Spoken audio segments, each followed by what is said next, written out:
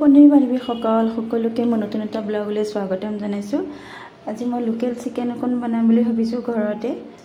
ল'ৰা ছোৱালীকেইটাৰ কাৰণে, ল'ৰা ছোৱালীকেইটা কাটো ভাল নহয় ইমান। ইয়াতে মই লোকেল চিকেন লৈছোঁ এইকণ, পিঁয়াজ কাটি লৈছোঁ, তেজপাত, শুকান জলকীয়া দুটা আৰু আদা নহৰু, জিৰা গুড়া, জলকীয়া গুড়া, জালুকৰ গুড়াও লৈছোঁ। ইয়াতে গৰম মছলা এয়া গুড়ি কৰি লৈছোঁ। আলু লৈছোঁ কেইটুকুৰমান।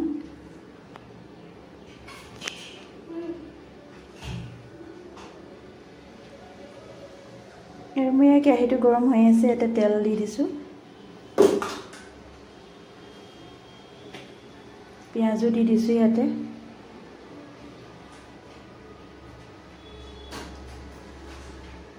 শুকান জলকীয়া, তেজপাত সেকি লওক, ইয়াতে পেলাই দিছোঁ তেলতে পিঁয়াজৰ লগতে।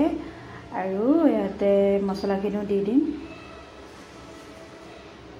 নিমখো দি দিছোঁ সোৱাদ অনুসৰি।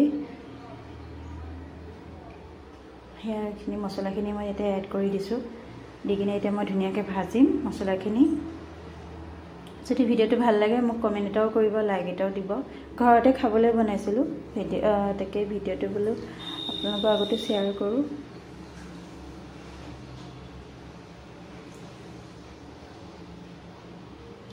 ধুনীয়াকৈ ভাজি ল'ম এতিয়া। নাভাজিলে নহ'লে টেষ্টটো নুঠে, ভালকৈ ভাজিলেহে খাই ভাল লাগে।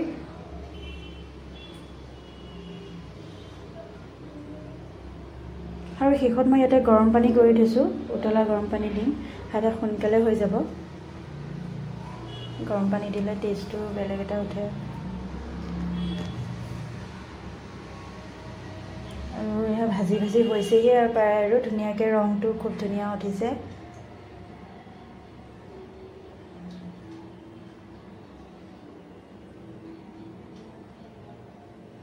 ভাজি হৈয়ে গৈছে প্ৰায়। ইয়াতে মই এতিয়া গৰম পানী দি দিম।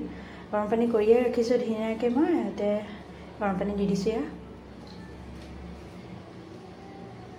একেবাৰে নমৰা আগমুহূৰ্তত মই গৰম মছলাখিনি যিখিনি খুন্দি থৈছোঁ গুড়া কৰি, সেইখিনিও দি দিম। এতিয়া উতল আহিবলৈ দিম ধুনীয়াকৈ।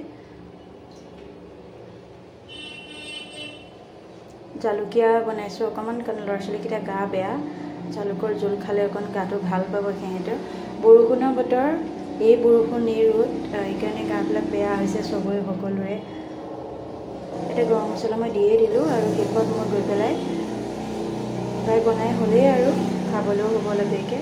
আৰু মই হৈয়ে গ'ল ভিডিঅ'টো পাই। ভাল লাগিলে লাইক এটা, কমেণ্ট এটা কৰিব। আজিলৈ আহিলোঁ ইমানতে।